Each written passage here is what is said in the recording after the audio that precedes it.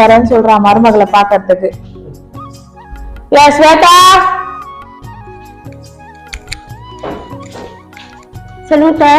ஐயா என்ன இது நீயும் தலையும் உன் ட்ரெஸ்ஸும்?